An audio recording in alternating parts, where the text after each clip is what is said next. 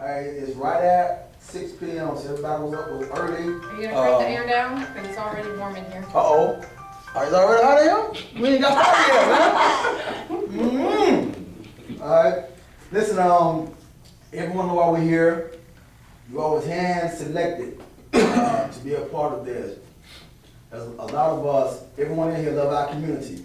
And we done experience that through your actions, not just talking. I mean behind closed doors. I feel your work in the community have proven itself to be genuine. So with that being said, man, I think it's honorable that you were selected to be a part of this process. And I know for a fact, before I hit my grave, that there will be a shift in racial inequalities in Madison County. It have to be.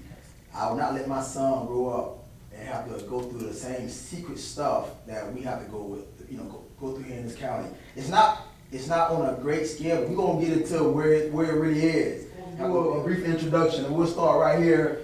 Tell everybody who he is, ma'am, and how old you are. No, I'm just playing. Go ahead. You know I'm fixing to break out. Okay, gotcha. Jennifer Fulmer. I drive a school bus for Madison County. Well, you got some more, Jim. Go ahead. Marcus Hawkins, graduation coach, city commissioner, ambassador here in Madison. Girls basketball coach, state champ. Show off. I'm Barbara Thomas. I teach here at the high school in Madison. I'm Timmy Dyke. I'm employed with the Florida Department of Corrections, among other things. Is this him? Okay. I didn't know you were done, bro. All right. Terrence Bowman, concerned citizen, business owner, lifelong resident, Madison. Mike Coe, head football coach and athletic director of Madison County High School. And I'm Edna Turner. I was born and raised in Madison County, Florida. Left, came back about 3 years ago. I was program developer, implementer in Leon County before I moved back here. So I'm retired doing whatever Mr. Mattair asked me to do. I like that. Cindy Bees, founder, CEO of Cindy Bees and Associates, Public Relations and Marketing, and transplant from Orlando. Miss Cindy, the first question we have, and this is verbatim to the questions that we sent. The first one was, what do you think the view of blacks is in the eye of the majority of whites in Madison, Florida, in your own opinion? I can't speak for the majority. I can only speak for me, but I know based That on... question coming up next. I need you to speak on what do you think the majority, if you want to pass it, you can pass it. Are you going to start my time over now? Yeah. Based on my experience in Madison County,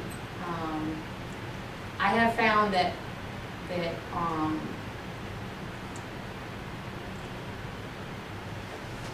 I can only share what African American people have shared with me, and that is that it's a predominantly white society. When I was in the chamber, it was a white chamber. Our government is white, for white, because of white. And that's just because of the hearts of the people that have shared that. I'm not an African American, so I can't speak on their behalf, on what they believe, what their view is. I can only share what they have shared with me. Okay, thank you, ma'am. All right. Ms. Edna, what do you think the view of blacks is in the eye of the majority of whites in Madison, Florida, in your own opinion? I personally think, and like I said, I was born and raised here, and then coming back to Madison after, I think I left here around 70-something, and then when I came back, and I see that it's kind of like still in semi-dark ages with regard to thinking. because a lot of times, most of, like Cindy was saying, a lot of dialogue with regard to blacks is either criminal or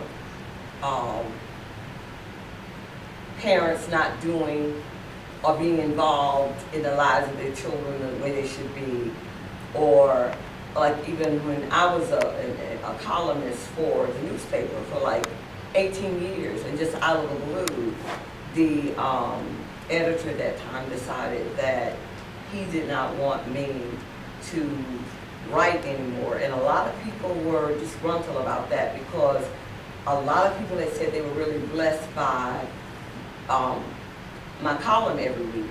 And his only rationale was that we have some other columnists who we want to allow them to write in the paper. And to this day, I have not seen anything new or fresher than that. So I think it is, Madison for the most part is still like, it's kind of white-centered. Okay. I answered the second question instead of the first question. Say it again, Ms. I Cindy? answered the second question instead of the first question. I try to take you back down. Yeah, Can I answer the question again? Is that cool with you all? Yeah. Yeah. All right, Ms. Cindy. This is the question that I really didn't want to answer, but I'm going to answer. Well, it. so The view, I was thinking that the question was about the view of whites. No, the question is, what do you think the view of blacks is in the eye of the majority of whites? How do whites, you think whites view blacks in Madison, Florida, And in I your thought it own was opinion? split. Okay, I'm sorry. You ready, Ms. Cindy? Yeah, I'm ready. Hey, I gotta cut that time down, okay? I'm sorry. All right, go ahead. And again, I can only share what I experienced when I was in leadership in this community. And what I saw was that white folks would be one way in front of black people and say something entirely different when they weren't around. I have had white business owners and white elected officials and white leaders in this community tell me that I picked my color and it was the wrong one, because I was close to, friends with, and had people in my life that were in the African American community. So I don't know what the majority of whites feel. I know what they're able to say behind the backs of black people, and I know what they're not willing to say in the faces of black people. And it is not pretty at all. That's it, Ms. Cindy? That's it. All right, okay. Mr. Cole, what do you think the view of blacks is in the eye of the majority of whites here in Madison, Florida, in your own opinion, sir? Well, like Miss Cindy, I can't speak for the majority. Being in the position I'm in, I don't trust very easily, I'll be honest with you. Because most times people have agendas, you know, they're after something.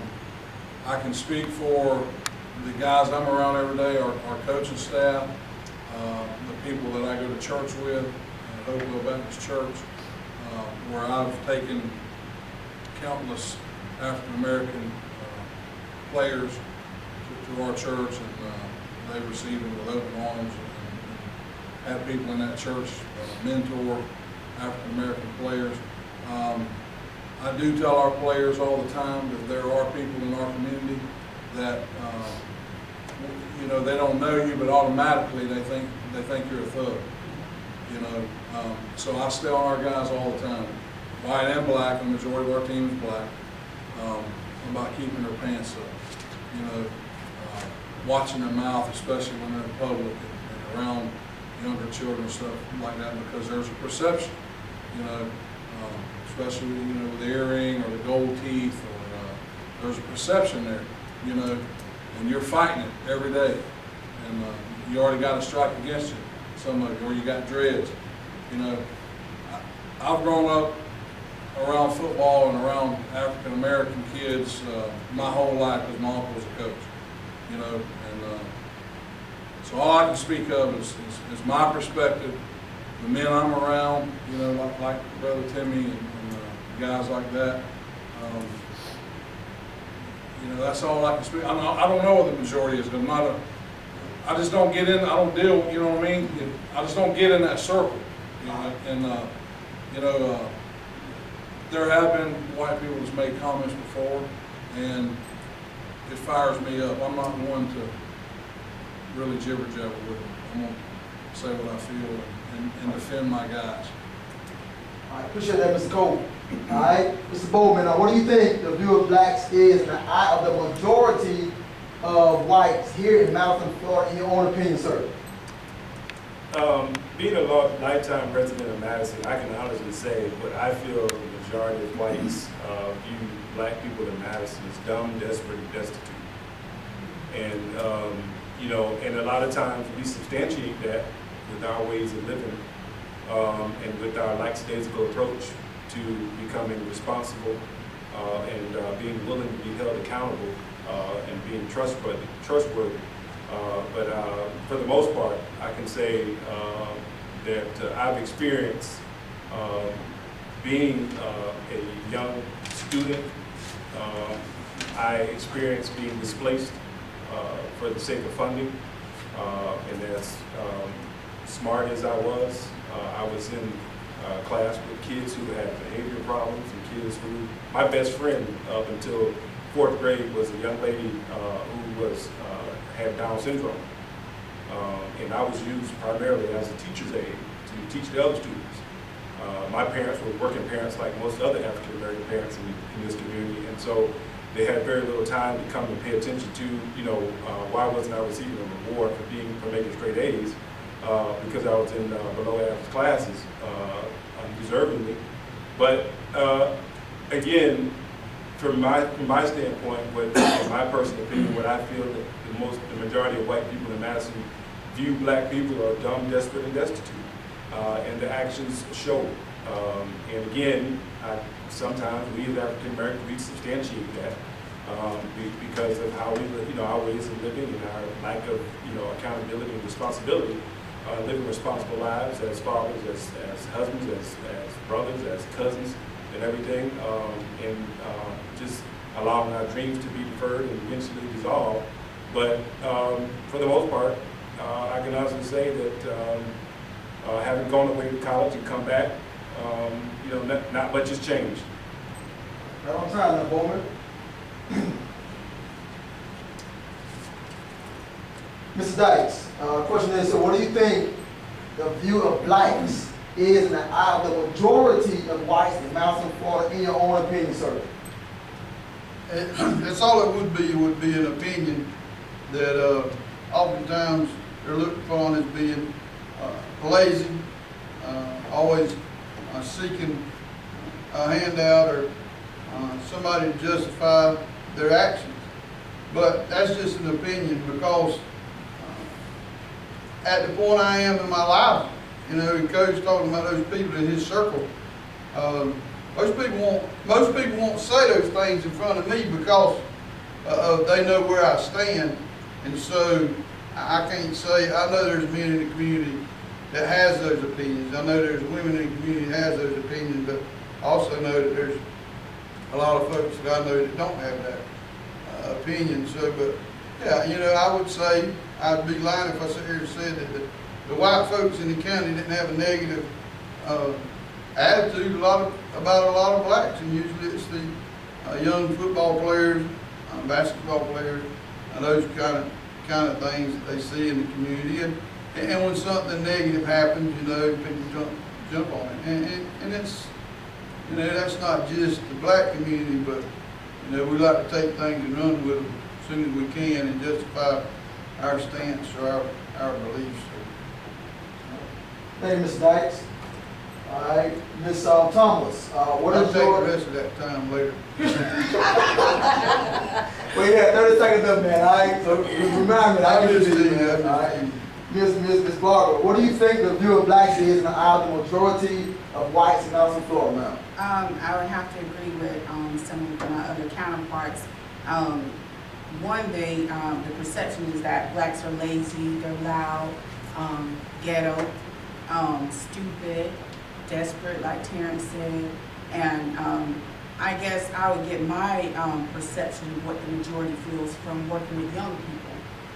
Because I work with young people, they say the things we won't say. Like Coach Cole was saying, people say things behind doors. Well, sometimes children hear them and they repeat them, so they don't hold things. For instance, I had a young lady who I taught all year long, and she was always around me, and her boyfriend said, I don't know why you're in her face, you hate black people. And I was like, what? You know, I was so shocked. And he said, why don't you tell her you're a racist? And she said, I was raised to be racist, but you showed me something different. So obviously, you know, there's an ongoing teaching, you know, because racism or discrimination, those are things that have to be taught. Children don't automatically say, oh, you're white, I don't like you, or you're black, I don't like you. Those are things that are perpetuated. You know, we take time out to teach our children, you should treat this person like this because, and I think a lot of it stems from fear. So, you know, I just think the majority, you know, they're afraid of what they don't know or what doesn't match who they are. And because of that fear, they let the stereotypical things, you know, be their leading perception. You know, of course, like Terrence said, some of those things are substantiated by the way people act. You know, so if you see a bunch of black students loud, acting crazy, cussing, you're gonna say, well, and that's exactly what I'm talking about. And that'll make you move from a stereotype to a generalization. And I just think it's going on too long, and it's, you know, created like a box of a way of how you view people rather than giving a chance to really know the person. Good time. You get 20 seconds out of that. All right. Okay, Mr. Hawkins, Marcus Hawkins. All right, sir. What do you think the view of blacks is in the eye of the majority of whites in Madison, Florida, in your own opinion, sir? I wrote a couple words down here, and I've heard those words echoed. Lazy. Ms. Thomas just mentioned stereotypical. Unappreciative.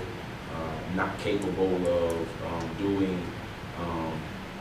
Blacks are not capable of doing what whites are doing, and those are, you know, being a lifelong resident here. Those are some of the experiences I've had, and it would make you think that it is the mindset then from those experiences. So, and then as Ms. Thomas and Mr. Bolton stated, yes, some of it's substantiated. We see it. But to have that mindset even before the actions occur, you know, a similar example that Ms. Thomas gave, having a student last year who openly said that her dad told her not to associate with blacks, you know, and so it leads me to believe that if her dad is that way, then he is in a circle with others who are that way, and no telling how big that circle is. So that mindset is still there, and for whatever reasons it may be, maybe because there's a negative connotation of African Americans, but to me, I think that majority of whites view us as lazy, poor, incapable of doing what they do, and unappreciative. All right. Ms. Hawkins. Okay, Miss Jennifer. All right, what do you think the view of blacks is in the eye of the majority of whites in Madison, Florida, in your own opinion? In my own opinion, the majority views the blacks the same way as just about pretty much everybody has touched on. They're lazy. They act like they're self-deserving. Everything should be, you know, just given to them. To me, I find a lot of the older generation that is not understanding, especially the young blacks with the pants sagging, the slang, the lingo, the gold teeth. I mean, you know, in a different time and age, it would be, or if white students were doing it, it'd be, you know, they'd be expressing themselves. I do feel like there's, you know, it's double standards there, but a lot of, with the majority of the older generations, it's, and I myself have experienced, just like Cindy said, I picked the wrong color. I've been told that more than once. A lot of times with the students that I'm around, I don't see a difference in their colors. I have a hard time. Yeah, well, I mean, I would say, you know, I grew up in the home of, you know, my dad being a pastor and things like that. So, you know, we were never taught to, you know, look at a person's skin color to and that kind of thing. So I can't tell you how many times we've had strangers of different colors, different races, cultures, and everything, sleeping on our couch, eating at our table, and all that good stuff. However, my dad never told us not to disappear if the conversation ever came up. So my question would be to Cindy, would be to Coach Cole, and this gentleman here, and Jennifer, you know, why back away from the conversation? You know, if that person is having that conversation in your presence and you're convicted in a different way, then why back away from the conversation? Because One of you gonna ask a question to, so who gonna take that question? anyone. Okay. I'll take it. I just want to know I why don't would back away you from not the participate in conversation. that You know where I conversation? stand. Because and the reason I'm asking the question is that confrontation is what begins the conviction of change. So That's right. if you back away from that conversation, you're perpetuating the problem. Is my Okay. statement. So why would you back away from the Jennifer, conversation? One minute, ma'am, one I minute. back away, you Go ready? ahead, go ahead. I back away from the uneducated people that aren't worth my time to stand and have the discussion with them where their mind is already made up. It's the general person that doesn't have that brain capacity to even try to reason with them. And you know See the what I'm saying? difference Yeah. between people that you can Yeah. have a constructive. I've been able to state my case with several people, you know, even the difference of me working with children versus adults. You know, that is a more heated discussion to me rather than it is black or white. It's a matter of the person, not the color, as if I'm gonna even have the conversation with them. I mean, some people do that to get a rise. Okay, all right, good answer. Cindy, you wanna add to that?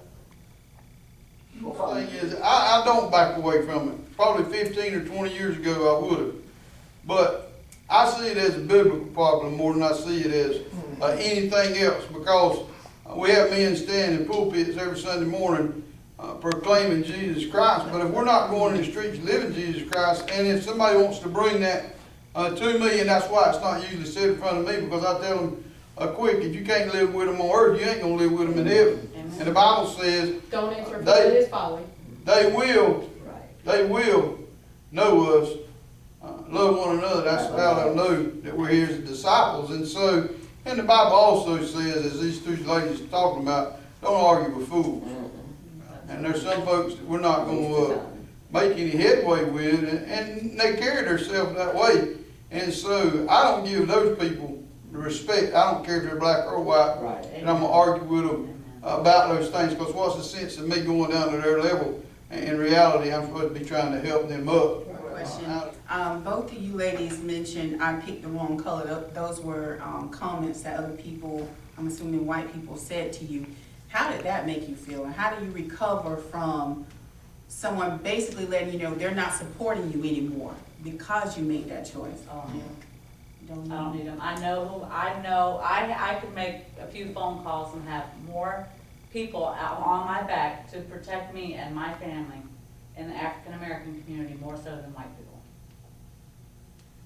For me, it was, as a part of my employment and my job, it was to kind of be a peacemaker amongst everyone. For that person to tell me that, it was obviously the respect, the person that I thought, and it was a male, the person that I thought this person was, and the person that I realized that he really was, I lost a tremendous amount of respect for him. And what I said to him was, well, you don't mind taking their money, but yet I picked the wrong color. And so for me, I mean, people are people. I can't help the color of skin I was born in no more than anybody else in this room can help the color of skin that they were born in. What I have a problem with is that, and I'm from Orlando, so my very best friend is black. And so I was raised, you know, my father's very, very racist, but I just was raised in a culture that, I mean, I loved everybody, and I grew up in church, and that was just part of, you know, I just love everybody. But coming to Madison and seeing people tell me my job was on the line, somebody saw me in Tallahassee having dinner with a black man, and I better be careful, I'll watch my back because I will lose my job, that, you know, that to me was like, what? Where are we? What is this? And who are you? you know? You're welcome, yeah. But what it did give me was, and there were people that I worked with very closely, but what it did give me, honestly, was an empathy and a larger appreciation for the African American culture, especially those who, and of course in the white and black community, there are those who are getting food stamps and feel like they're entitled and they're just living on the government. But there are people from both cultures that don't. And it gave me such an enormous appreciation for African American people who have to work. I had a friend tell me, and this will come to the next question, a while back, they told me, have you ever heard of the term white privilege? I'm like, what? What's white privilege? And I'm like, what are you talking about white privilege? He said, you don't get it, do you? Don't know. I said, and it wasn't until he told me that I was like, it wasn't until I came to Madison that I understood what he was talking about.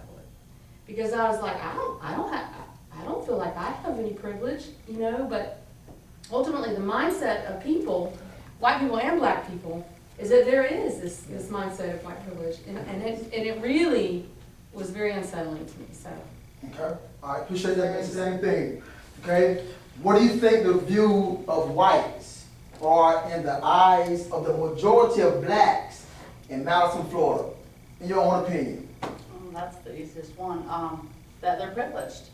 That, you know, the white are supposed to be the supreme in Madison. All the whites are supposed to hold all the office in Madison. The whites get the best jobs in Madison. The white students are the best ones taken care of in Madison. I've heard, you know, blacks said a number of times that the whites don't have to work, you know, they don't have to work to get better jobs. It's handed to them. The promotions and whatnot are handed to them and so forth. Okay, thank you, Ms. Jennifer. Mr. Hawkins, what do you think the view of whites are in the eyes of the majority of blacks in Madison, Florida, sir? I would have to echo what Ms. Fuller just said, that in the eyes of the majority of blacks, whites are, and this is easy to say, that white privilege, having it, and not necessarily having to earn it as much so as the African American did. Having the positions, and with that comes the power, and we were having a conversation today. We were riding on a case, and we went through a certain neighborhood, and just to compare the neighborhoods, and to seeing where majority of whites live, and then to see where majority of blacks live. There's almost a mindset in the black community that you cannot live there. You cannot have that. You cannot achieve that. You cannot attain that. And so, because it's not yours, there's a ceiling there, and you can only, you talk about it with gender, but now as a majority of blacks is there with culture as well. Okay, thank you, Ms. Hawkins. All right, Ms. Thomas, what do you think the view of whites are in the eyes of the majority of blacks in Madison, Florida now? Definitely in agreement with these two, that there's a white privilege, and whites have the money, they have the power in the community, they get better jobs, even if you're duly qualified. So, for a lot of blacks, there is always that nudge to do better, to be better, to show yourself so that you can compete, because it's almost like an image that you're standing there looking at, but you can't get to it. Kind of like Hawkins was saying about living in certain neighborhoods. So there is a perception that they're able to do things that you can't do if you're black. And once again, I think that's just something that's taught, it's ingrained. So, you're told if you're not smarter, you won't have a chance in comparison to a white person. You can have the same educational level, go for a job, you might be more qualified, but they have a better chance of getting it just because of the resources and the networking. A lot of times, I know I've heard people talk about the social networking in Madison, and it's not about your capabilities, it's not about what you bring to the table, it's about who you know. And for the most part, I think the majority of blacks feel like those who know the right people are already in positions of power. So I guess there's that feeling of, you know, superiority. Okay. All right, thank you, Ms. Thomas. All right, Mr. Dyke, sir, what do you think the view of whites are in the eye of the majority of blacks in Madison, Florida, sir? For me, it's really a hard question because I really don't know. I would just make the assumption that they think because I'm white that I automatically don't like them because they're black. You know, I went into businesses as we prayer walked, and one lady, I won't mention any names, I walked in her business and she gave me the neck roll and the eye roll, and she put the sister twist on me, and she said, "May I help you?" And I knew I had to go in there and break the ice, so I was going in the name of Jesus, and I told her I needed some weed, and she began to laugh. And so that opened the door for me to go in there and tore down a barrier that was between the two of us about, why are you in here? And I know that there's a negative perception, and from what I just heard, I guess I grew up in the wrong community because I missed out on some of that stuff, which I was talking about I'm supposed to be getting. You know, That's perception. as perception. So I guess I would assume I would go along with perception, but I don't know if we're really doing any justification by saying the majority of the blacks or the majority of whites. We know that racism exists, and I know as we go further in the questions, we're going to talk about both sides of the coin, but I don't know if we could say either one of them justifiable by saying majority. There is that opinion in the community. Okay, thank you, sir. Mr. Bolton, what do you think the view of whites are in the eyes of the majority of blacks in Madison, Florida, sir? I think the majority of blacks in Madison, you know, view definitely the white privilege, they view whites as accomplished, achieved, and to some degree they're idols, or a strange hope, the great white hype kind of thing. Me personally, I've never felt that way, but I think you know, a lot of blacks in Madison feel that, you know, if I can get in a certain circle, or if I can be tapped on the shoulder by a certain person, you know, then I have a greater chance of achieving my dreams, this, that, and the other. But it's idiotic to think that way. But I think the majority of blacks feel like you know, the power is with the whites. You know, but again, I will say, like I said in the first question, you know, a lot of it is substantiated. You know, if you give somebody that kind of power over your life, you know, then that's what you're gonna get, kind of thing. But you know, I just feel like it's a foolish thought process. But you know, a lot of, I mean, it's, you know, a lot of us were told, you know, growing up, you know, white right, black get back, brown hang around, get ahead, red man. You know what I'm saying? So I mean, it's, you know, it's comical, but at the same time, a lot of people take that mindset, you know, that you're undeserving because of who you are, that kind of thing. I mean, as a businessman in this community, you know, I have people of all races, creeds, and colors, cultures that walk in my office. But at the same time, you know, I do have a larger barrier to break when the person, you know, is white. You know, I have to roll out all my list of degrees and certifications, and you know, how many years, and there's a bigger burden of proof kind of thing, you know, to a certain degree when the person doesn't look like me. But at the end of the day, you know, I think, you know, from a business standpoint, there are a lot of businesses in Madison who wants to black money, but don't want the responsibility of, you know, socializing with a black person, that kind of thing. As a business owner, you have a social responsibility to make sure that you invest in the community before you ask the community to invest in you. And so, from that standpoint, I think there are a lot of white-owned businesses that take black people for granted. Okay. All right, thank you, Ms. Bowman. All right, Mr. Cole, what do you think the view of whites are in the eyes of the majority of blacks in Madison County, sir? First of all, it's not fair that I have to follow Mr. I'm sorry, man. You should have said silent, bro. You pick your seat. He's using words I've never heard of. Hey, man, Google it real quick. When you talk that time, Google it, man. I get the Wi-Fi. All right, cool. Read it again, it's good. No, you know, once again, I can't speak for the majority.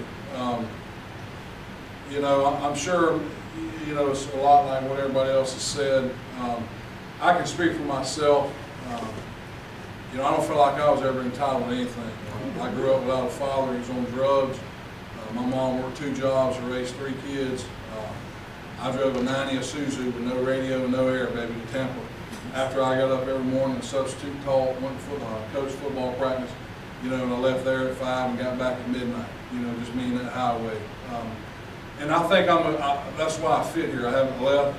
A lot of our kids, a lot of the guys that I deal with, you know, in the same situation. I tell them all the time, you're not a victim of your circumstances. There's nothing, you know, you can't make somebody love you. You know, if your dad ran out on you, you know, he's going to answer for that one day. But you're a victim of your decisions. You know, you have to decide to be different. I had to decide to be different. You know, my mom doesn't have a college degree. You know, but I saw her. You know, we lived in the projects. You know, for a couple years. You know, so I know what some of these, especially our black kids, the guys I'm around, what they're dealing with, what they're seeing, their thought process. I can't get out of here.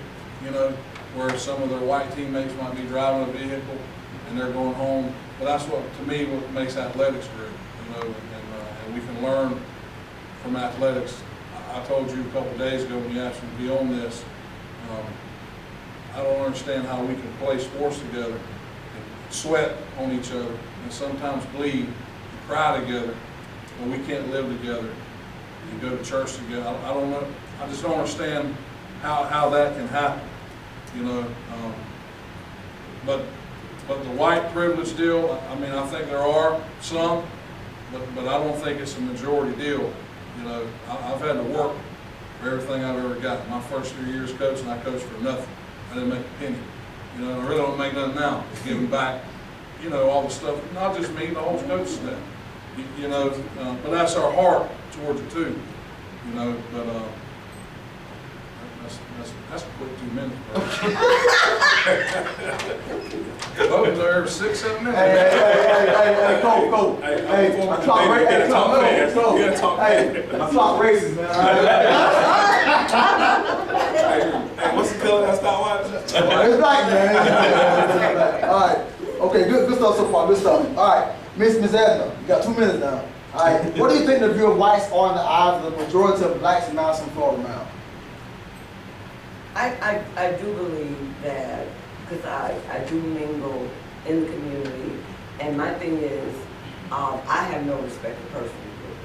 You know, I sit under the tree where I am and I talk with black, whites, drunks, whatever, you know, and a lot of what we've been saying, like, it's perception, and the reality of it is, your perception is your truth.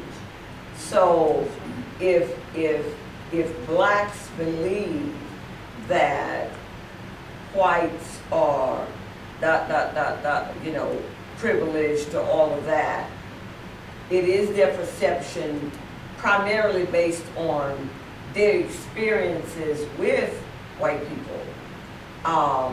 And in Madison, the ones that I associate with, because I'm in a neighborhood where a lot of stuff happens, and they'll say, the police coming. If this was the white community, they wouldn't be riding through here doing this. So the perception is the police is out to get them. They do believe, which is very true, a lot of white kids get in trouble with drugs or whatever, and they call their fathers, and their fathers come get them, and I know that for a fact. So there are elements in the community where the perception is the truth. And like everybody's saying, I don't know if that's majority or whatever, I just know where the people that that I'm around and the people that I associate with on all levels, all whatever, is they do believe that this community is primarily white privileged. And the reality of it is, I'm not. My reality is that it's so very true, you know, and part of it is see, like if I step into any arena, they, you know, it's like, well, you know, you're a little different. You know, I can't stop. Come say him out. Time up, man. he talked a long time. There we go. Bowman? Yeah. Bowman went 2 minutes. He went 2 minutes. No. Hey, you got 2 minutes in my game. I ain't on the debate team too. You gotta talk I was fast. a leader on the debate team. You gotta go. I thought you were saying I'm not dumb, but you saying something else though. All right. Now listen, I promise you, it's 2 minutes, and I'm clicking and putting it up so everybody I thought can we see were it. throwing I got you, Miss. Yeah, I thought so too. All right. Miss Cindy. All right. What do you think the view of whites on the eyes of the majority of blacks in Madison Fla now? I think the view of whites in the eyes of blacks is that of privilege. And while you and you and you and I didn't grow up privileged, just because the color of our skin is white makes us privileged. That's very true. Right. And it doesn't matter, we could have lived in a tent all our life, but just because the color of our skin is white makes us privileged in their eyes. So it's not about growing up with a silver spoon in our mouth. It's just because generational teachings from both sides, you know, and that perception is that, you know, that we're all part of a family, but we're like special. You know, you're white, so you're special. We're black, so we're not so special. So we're gonna have to do more, act more, be more, work harder. It's like, you know, like if you've ever been I've been a child in a family where I wasn't the favorite child, and you know, and that's not a good feeling, you know, and nothing that child really did to earn it. In fact, he really didn't deserve it, but he was still, you know, it was like he was favored, and it's like this perception of favor, and even though perception is reality to, you know, to some, but that white privilege is something I never really understood until I came. Okay. Miss it. Yeah, 40 seconds, you know, too. No. Okay. You're gonna trash it. You're gonna trash it. We start 5 minutes for 5 seconds. I gotta go and trash it now. See, but we can open up right now. 5 minutes open discussion. I'm going to go down to a very touchy topic. So we're gonna take 5 minutes open discuss this here, but you all gotta go from that 5 minutes amongst yourselves now. I got a question. Yes, sir. Now we talk about the white privilege, and that's the obvious. You know, most black people feel, you know, color of skin. But let's just be honest. Between myself, Miss Edna, Barbara, and Marcus, we all made it out. So to a certain degree, there's a black privilege that we have. So, and I'll just speak for myself. You know, being an educated African American man, there is, you know, the glass ceiling does exist. You good. The glass ceiling does exist. Don't get me wrong, and I'll never forget, and I'll never think that it doesn't. But to a certain degree, we are different. Okay, we are different. We're educated. We have, you know, we own the business. We have a job. We're the pastor. This, that, the other. So we are different. So how does the black community view us? Okay, so I mean, I just want to hear from, you know, the other 3 people in here. I know what they think of me. Not that I care, but I know what they think of me. But you know, because they feel that, well, you know, when you drive the nice car, you got the nice office, this, that, the other. Well, you ain't one of us. You know. So it is, you know, and it's confusing at times, it's hurting at times, because honestly, I wake up and I look in the mirror and I see somebody look just like you. Right. You know, and but the black privilege exists too.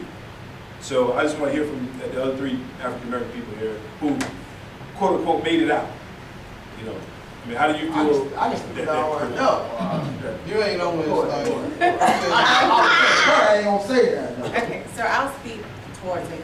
I know exactly what you mean, because I was the black child that grew up, well, they would say, you act white, you talk white, and I'm like, what do you mean? How do they talk in comparison to how we talk?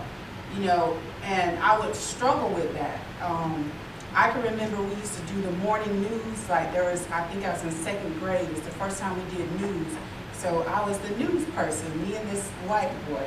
And so we do news, but I wanted to be a reporter, so mine was make my voice sound like the reporter's voice, Carmen Cummings. So, you know, I'm thinking I'm doing reporter tone, but whenever the news was over, the black kids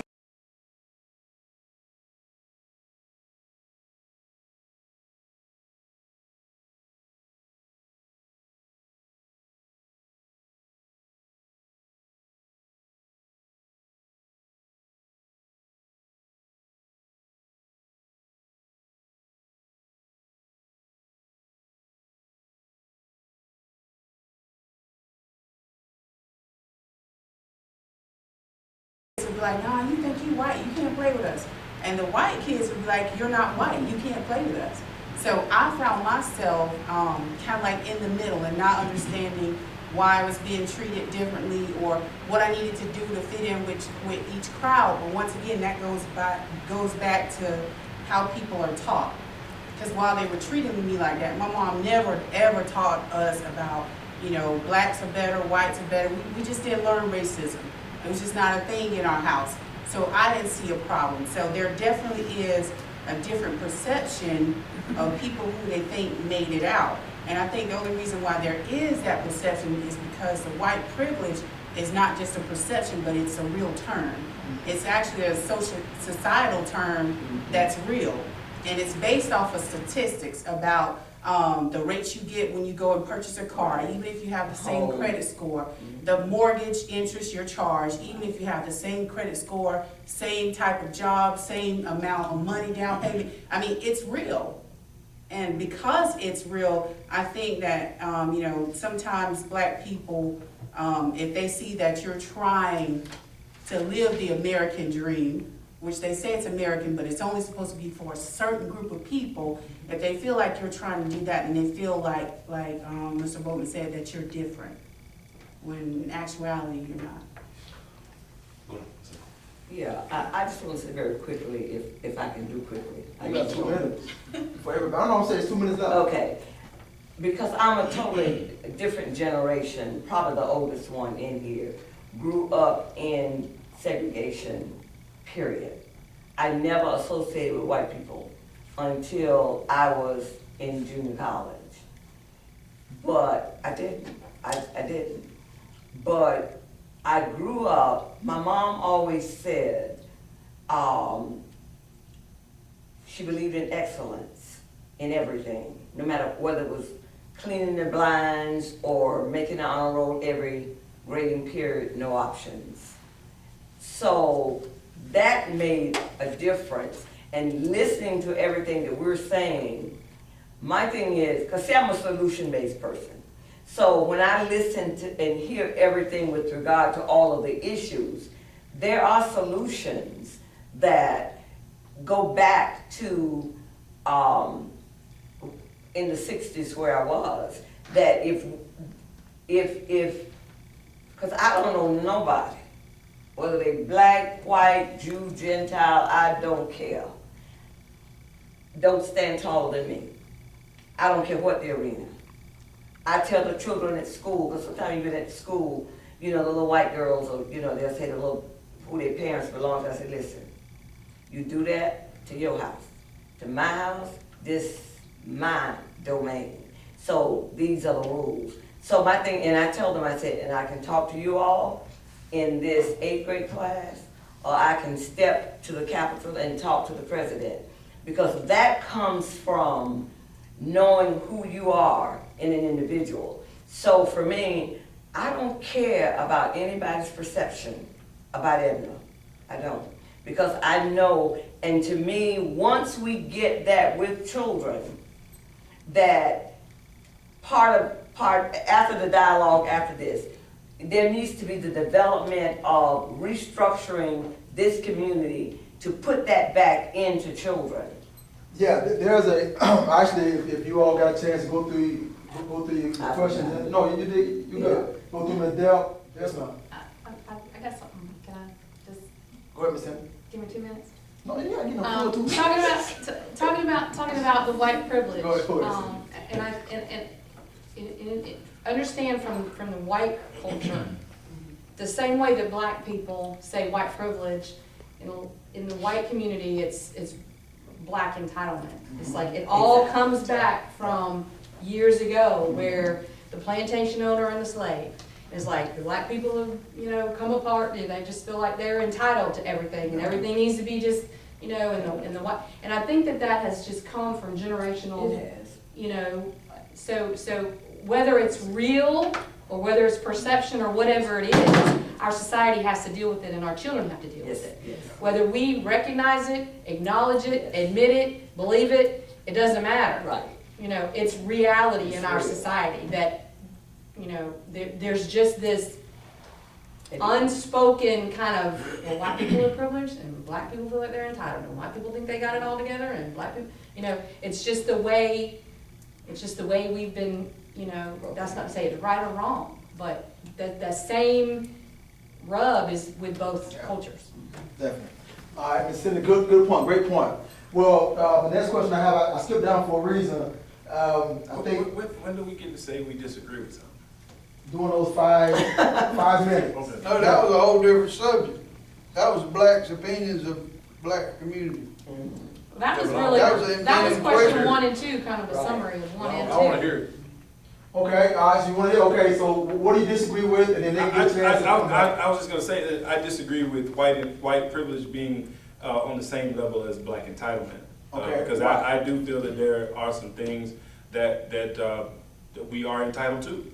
And so, because of if you want to revisit back to plantation, times of slavery or times of servitude, as some people, unpaid servitude, as some people will call it, you know, that there are some things that I feel that African American people and people, period, who were enslaved would be entitled to, as opposed to the things that you are privileged to. None of us have control over, you know, the color of our skin. And to a certain degree, none of us have control over how people view us because of the color of our skin. So I think that there are some things that we are entitled to, but we oftentimes take those entitlements for granted, and that's where it comes into play, that we feel as though that we are deserving. Now, entitlement and deserving is two different things, but there are some things that we are entitled to because of an extreme disadvantage that we start out, that our starting point is for other races and other cultures. So there are some things that we as African American people should be entitled to make an effort to level the playing field, so to speak. And so to say white privilege and black entitlement is on the same level, I totally disagree with that. But to say that we are deserving of some things that we have, I always tell my kids, there's nothing wrong with demanding what you deserve, just make sure you deserve what you demand. So from the standpoint of saying that we deserve certain things, we as a people, as a nation, and productive citizens, we determine at that level what we deserve. So if you're standing in line and you can't afford what you're about to purchase, you don't deserve that. But because of who I am, and because of the disadvantage that has been perpetuated both in society and from a mental standpoint, I am entitled to, I should be entitled to a few things because of a disadvantage that I started at. You know, well, I won't prolong time, but I think it's because Boatman mentions and Ms. V's mentioned about going back to slavery, and I think one of the things that personally my thought process is we are, however the case may be, we are decades, centuries beyond that, past that, and yet we have these mindsets that still exist, whether it's white privilege or black entitlement, when in all actuality, we all start at the same level, and for some odd reason, these ideologies are still being perpetuated, and Ms. Thomas mentioned that it's being taught, and so then when can we break the cycle of white privilege and black entitlement? Because I don't want my daughter to think that, and you made the statement, to think that she is entitled to anything she has not worked for. And I also don't want her friend who may be white to think that she has the privilege of something that she didn't work for. So then when do we break the cycle? When do we say that neither is right? At what point is that fulfilled level? At what point? What are we generation? equal? When do we start, as blacks, when do we stop saying that we are entitled, and as whites, when do we stop saying that we are privileged? When does that stop? I think, No, I'm just throwing it out there. Yeah, When does that? I think for me personally, education makes a big difference She's because. still the one I'm just talking about. She's still me, man. Yeah. I'm finished talking with her. Can I interrupt? Can I Yeah, go interrupt? on. What I was gonna say, this isn't entitlement or privilege, but you know, I'm listening to what everybody's saying, and I hear Miss Thomas talk about in her house, it wasn't an issue. Her mama wasn't gonna allow that. And I hear Mr. Boatman talking about his dad being a preacher in all different races, and it wasn't part. And then I hear Miss Edna talking about her mama talking about excellence. That's what you were gonna do, okay? And I talked about my mom. I grew up single mom, but she didn't play the radio. And I'm pretty sure Hawk's mom didn't play the radio. I done seen her in action, you know. And I can't speak for the other. Oh, my mom did. But, you know, 7:30 in the morning after a football game, I'm battered and bruised. 7:30 next morning, she's knocking on the window for me to get up and trim hedges. You know, but same thing. She didn't settle. She didn't let us use that excuse. And you see, to me, education is the deal. And I've seen enough guys from here that we have helped go to school, and the ones that go and stay come back with a totally different view of life because they've gotten out of here. You know, 2 weeks ago, Ironhead, Deshante Gallon, he was off from Georgia Southern, so he was every one of our practices, you know. And because he's went off to State Sport, Georgia, and this will be his 5th year there, he's going to graduate in December, and chance to play in the NFL, but even if he doesn't, he's going to have a degree. He's changing the whole outlook of his family. Last week it was Brandon Crawford. You know, Brandon, nobody has a worse story than Brandon Crawford about his upbringing. He got lucky that he had an aunt and uncle in Pinedale, Miss Griffin, that took him in, and they didn't let him use that excuse about his parental deal. You know, he just found his dad. But he's in Buffalo, New York. Black kid from Madison County, he lived in boondocks in Pinedale. He's in Buffalo, New York. And then I've also seen the other side of it, guys that have more talent than the two I just spoke of, and they go to Tallahassee, but this place draws them back, you know, and they mess up and they get in trouble, and there goes that perception. You know what I'm saying? It takes 10, you know, a coach told me one time, it takes 10 attaboys to cover up one screw up, you know, and so I get that all the time. You know, them guys ain't, you send them off, it's in them. You can't take them away from this place. You know what I'm saying? Education, to me, is the key thing in the whole thing. But it starts in the home and how we value it and how important it is. You know, and my wife teaches first grade. Now, I think your son was in there. Well, you can tell your son's parents are involved, you know. But my wife's got 15, 16 other kids. You know, she looks across the hallway, and there's 10, 12, 15 parents across there, and then in her room there's 2 or 3. You know what I mean? That's where we got to make a change somehow. You know, because when you look, you know, I hear everybody talking, it starts in the home. You know, and excellence, not accepting anything less. You know. I appreciate that, Ms. Cook. Anyone have that word? You're all right. I want to ask you a question, Mark. Mr. Tyson said I can't talk, but that ain't part of the thing. I just want to ask a question. You know, question number 1 and number 2, the view of blacks and the view of whites and the majority. I mean, do you think the majority of blacks that you would ask to come to this panel discussion would come? Do you feel like the majority of white people would come? I mean, majority of white people would not come to something like I think this the in majority of Madison blacks will come, but the majority of whites would not come. County. Why? We're okay. Why didn't So you much pick for- white people that you didn't know? Like me and Cindy, for instance. That's the That question maybe again? you wouldn't have been a little bit That's the more. question again? Why didn't you invite white people that you didn't know where we stand on this subject? Well, for You definitely did one, have the advantage. for Yeah. one, I mean, to get a don't- more, to be able to have a more. Because you'd have had to ask Well, about 500 people. No, if no, white no, people because didn't listen, I brought people that's not biased. Edit that out. All right, this what I did. I got people that weren't biased that I know can take a hit and keep on ticking. I don't want no time bomb in here, man. I don't want nobody, man, that's racist in here. I don't want, see, the question I'm going to is about racist blacks.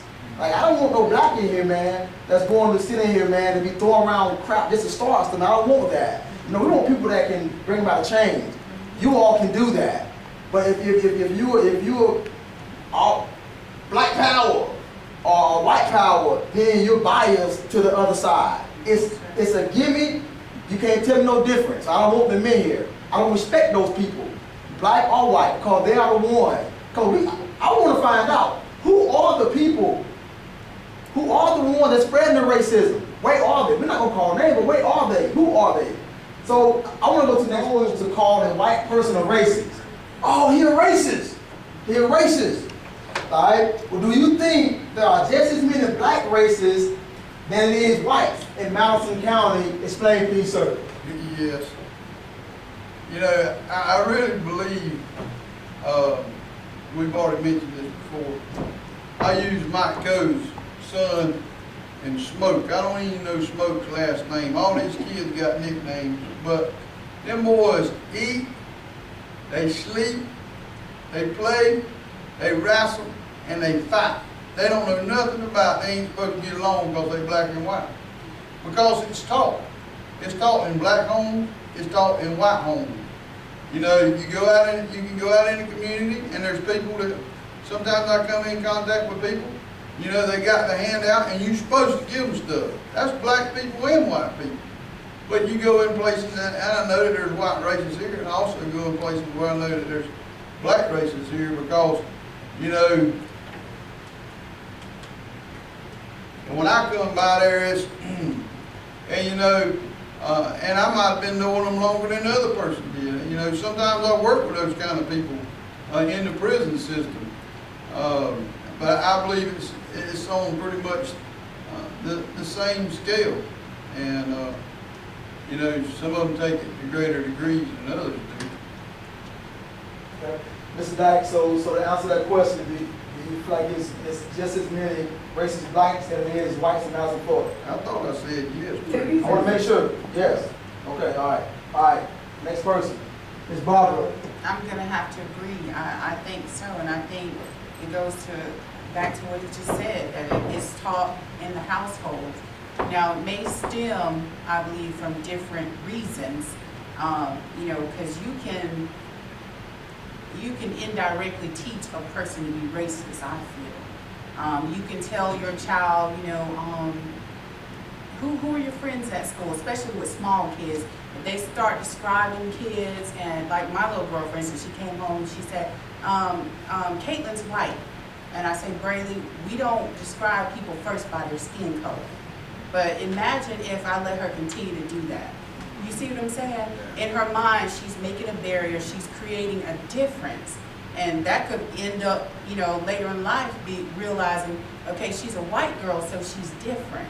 I mean, I think it may be, you know, a little bit more indirectly. I'm not raising you to hate them. I'm raising you, or I believe I'm raising you, to make sure that you understand there is a difference.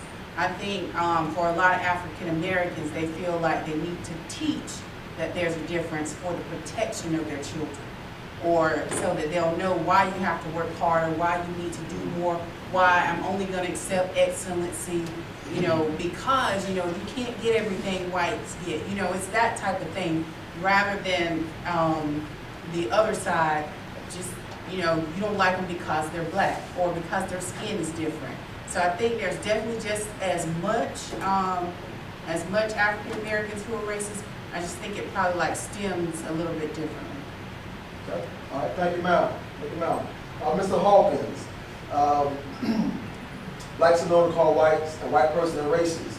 But do you think that there are just as many racist blacks than it is whites in Madison? Please explain, sir.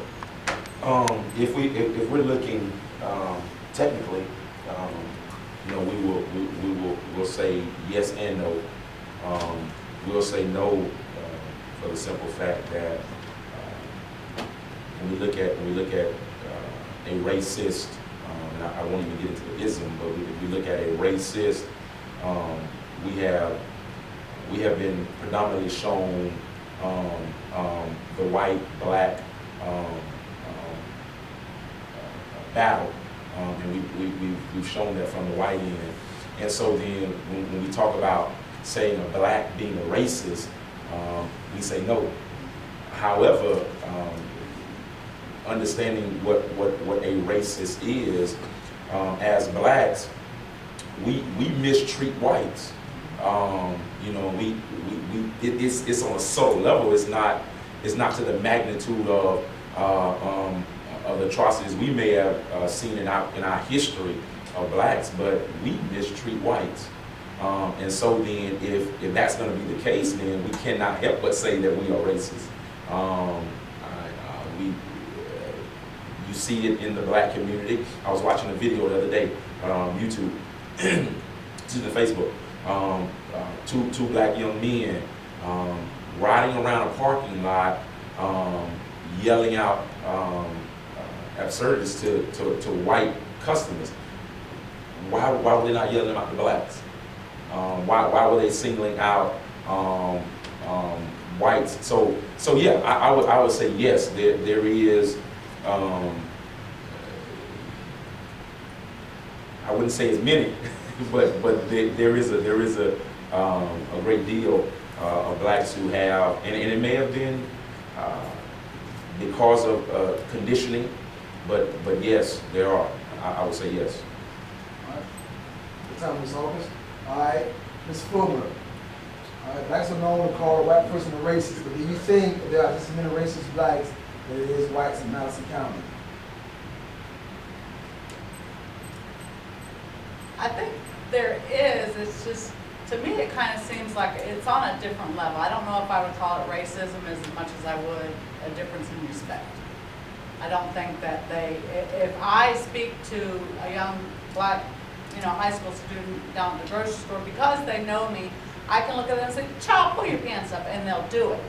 Now, if it's a black young man that doesn't know me, they will turn around and go, what you talking about, white lady? To me, it's a difference of respect. I don't think that they're so racist against us as they don't respect us because we're white. So we're up so much higher than them, this privilege thing that, we shouldn't even be worried about with what they're doing or whatever. Why even say anything to them? They don't have to listen to us or whatever. All right. Thank you, Ms. Jennifer. Ms. Cindy Dees. Blacks are known to call a white person racist. Do you think that there are just as many racist blacks as there is whites in Madison, Florida? Yes. And the reason being is because there's still personal experience, for one, but also there are a lot of generational African-American people who actually are still alive today that worked in the plantations of the tobacco plantations and the cotton plantations here in Madison, and I think it's a generational thing. There's, by far, I think, probably, I may be kind of stepping out here, but, as far as how the black culture has been affected by the white community as opposed to how the white community has been affected by the black community, I think it would be safe to say that there's probably more black racists than there are white racists in Madison County because of the negative way that the white people have treated the black people in our community and the power and the constant just keep them beat down, so they don't let them get educated, don't let them think for themselves, so yeah, I think absolutely. And then one thing I want to say to Terrence's comment about back to entitlement and privilege, just real quick, is that to say that there is a spirit of entitlement in the black community, or there should still be, or that there are certain things that black people should still be entitled to, in my opinion, would be like saying, okay, white people have founded America, and because of that, we were here, I know we drove out the Indians, but we were the ones that kind of, and so based upon the fact that we were here, and we brought people here, then so that gives us an excuse or a reason to have some entitlement. I disagree with you, respectfully disagree with you, Terrence. I think at some point we got to put all of that junk behind and say, I didn't have any bearing on what in fact, my father is part Indian and my mother's from England. I mean, none of my family had anything to do with slavery. So, in generations past, so that whole, at some point we have to just put all that aside, start, no entitlement, no privilege, just everybody is equal. In the eyes of God, everybody is supposed to be equal. Okay, all right, I think Hawkins did kind of speak about trying to kind of. Yeah, he did, and I agree. Okay, Ms. Hedna, you got 2 minutes. Blacks are known to call a white person a racist. Do you think that there's just as many racist blacks than there is whites in Madison, Florida, and why? Okay, I'm going to preface it by saying this. I went to a statewide conference with people all over the United States, and sociologists say you cannot be a racist unless you are operating from a position a position of power. So, if you look at it, the term, the sociological term, blacks for the most part cannot even be racist. They can be prejudiced or unfair. But racism is a term that is historical, ingrained, and it is supported by systems of people who run communities, nations, all of that. But and that's sociologically, that's, you can't, if you don't have power position, you really can't be a racist. You can say, I don't like you because you're white. But as a racist, I don't have the power to do that. I can be prejudiced. So I think there's a lot of prejudice that may be termed as racist in Madison. And I'm not sure. And it's probably, if we were going to use the term racist in Madison rather than prejudice, then we might say it might be about the same because of, like she was saying, people on the plantation, because I was born on a plantation. What was it? My mom cleaned houses and all that kind of stuff like that. But even in all of that, I think it comes from what goes on in the home. Because even though my mom was a domestic and my dad made $10 a week, if the values are in there, you know, and you don't allow my thinking more elevated than anybody else. And if that begins in the home, like she was saying earlier, a lot of that can be eliminated. Because if not, we're going to have the same conversation 50 years from now. No, I won't be able to say all these. I won't. Not staying here, I won't. Because we're going to get this thing right. Oh, I totally agree. Yeah, we're going to get it right. But we got to I got do it. Yeah, you understand what I'm saying? Yeah. Mr. Cole, blacks are known to call white person a racist. Do you think there are just as many racist blacks than there is whites in Madison County, sir? Well, I follow what Ms. Edna's saying about the definition of it. I agree with almost everybody else. I think it's pretty equal. The thing I think it's a lot smaller percentage on both sides than what we really think. I think there's this attitude of, in the black community, we'll stay over here, you know, and then the white community, we'll stay over here, and they just don't fool with it. You know what I'm saying? Until you come into my area, and now there's not, for me, I can go pretty much any black community there is, and most people know me, and you know, I could drop my kids off in privates probably, and they'd be safe, they'd be fine. You know, I've told you 1,000 times, the difference between me, you know, Timmy brought up Smoke and Braden, which his name's Jakari Fleming, and he's at the house now, you know, stayed last night.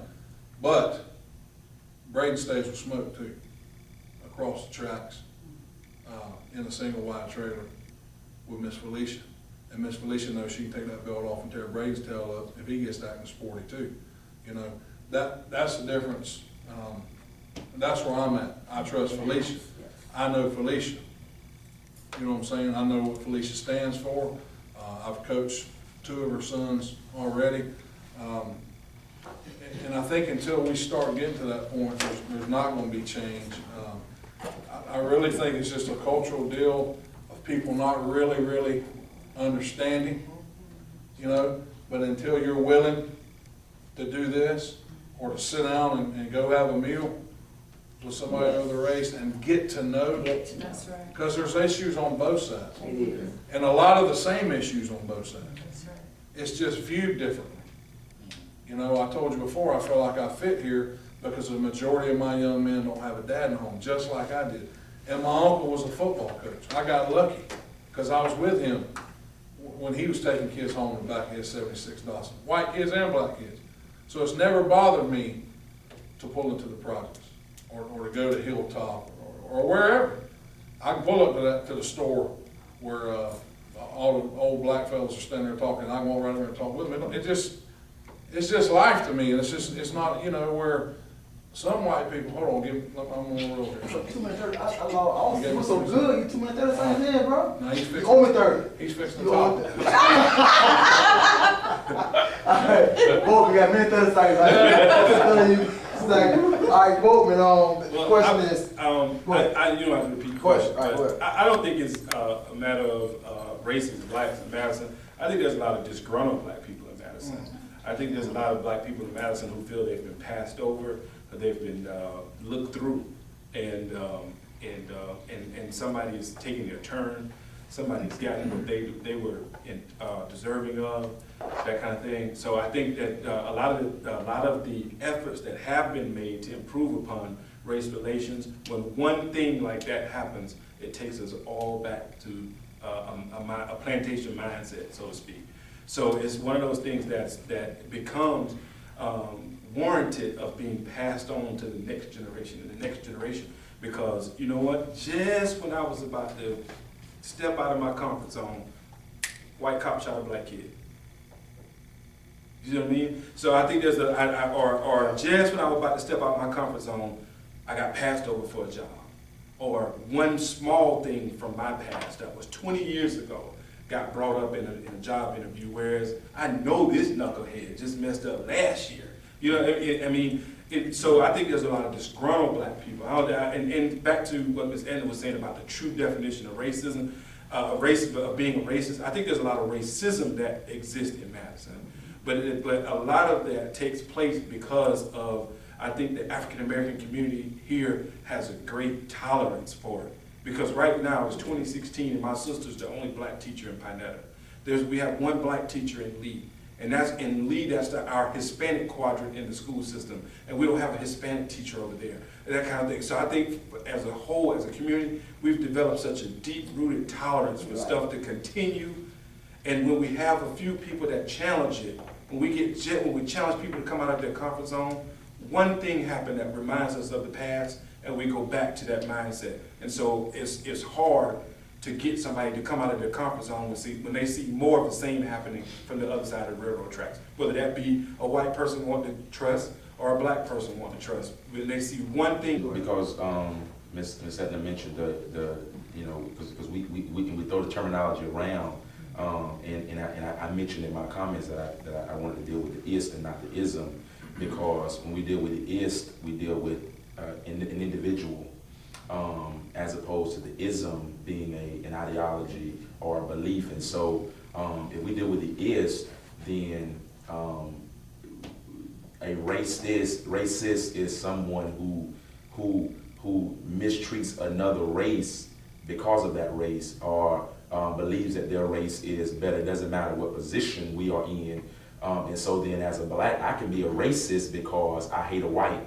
And I don't have to be, but when I'm in a position of power, then I can affect racism. And so and I've heard this, and I'm of the mindset that we as African Americans have to take more responsibility, as Bogan was saying. And so we'll throw out the term "no blacks." We be prejudiced, but we can't be racist.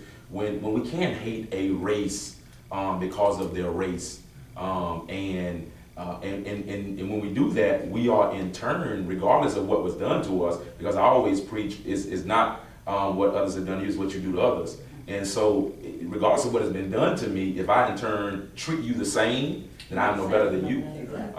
And until we accept that in a sense, and that's that's just a shade, because on the same vein, I have to echo what Boatman said. There is a huge tolerance for it, and we need to address the issues, and you mentioned education, not just in education, but in jobs and living.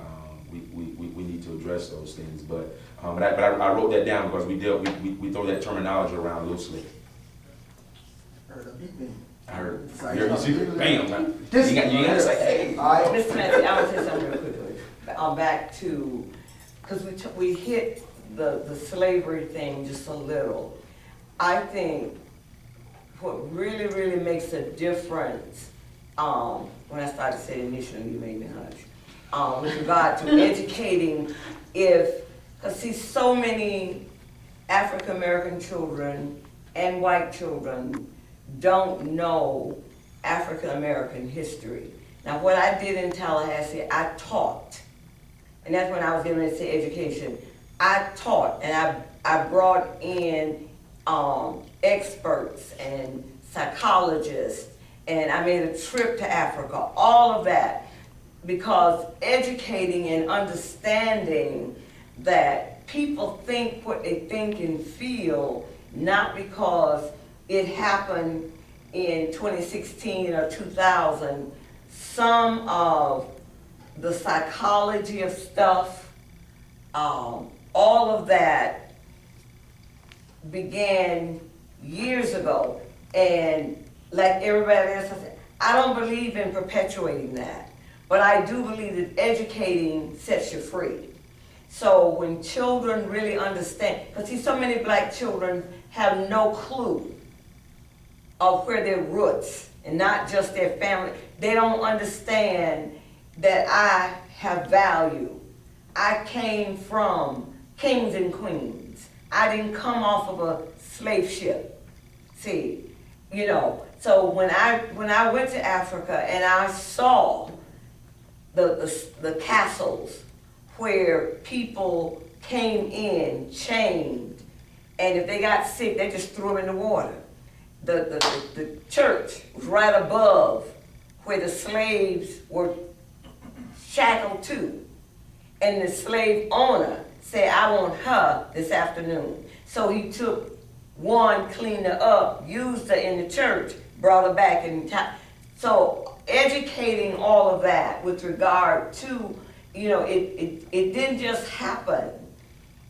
But in order for our children and our race, and even the white race, understands that yes, all of that happened, all of it is real, and we cannot just erase it. But like he said earlier, educating, because I don't have any bondages from all of that, you know, with regard to the history, because when you're in Christ, you really ain't in the bondage of none of that. All right, and I'm so glad that you mentioned Christ, because that's the next question. Yeah, That's the next question. Now, I'm going to start this way right here. This matter, do you think having churches segregated in Madison, Florida is helping to strengthen the community bond between the races, or is it a major distraction? I think the people segregated themselves. Personally, my church, we have every shade of white, brown, black you could ask for in my church. I've been to church with y'all. To me, it's if you're going to go to a white church, that's where you go. I don't know. I have never experienced not being welcome in a black church, and I have yet to see a black person not be welcome in my church. This thing right here, I'm going to pause your time for a second. Because the terminology black church, white church is what I hear, what we hear like in small towns. We don't hear it in the cities. It's absurd. Often, in some places. Now some places you do, but in these small towns, it's a norm. It's black church, white church. Let's go there. Let's find out. Is it strengthening? Do you think it's helping to strengthen the community bond between races? Or is it causing major distraction? Good. Yeah, Okay, I Hall. can't really speak on that. And I think it's because the question says church in Madison, because and Ms. Jennifer touched on it very briefly. When you go outside of Madison, there are small pockets, but you see what we in the religious sector would call interdenominational churches or non-denominational churches, where it's a mixed congregation, black, white, whatever it may be. And so in Madison, there is, and you know,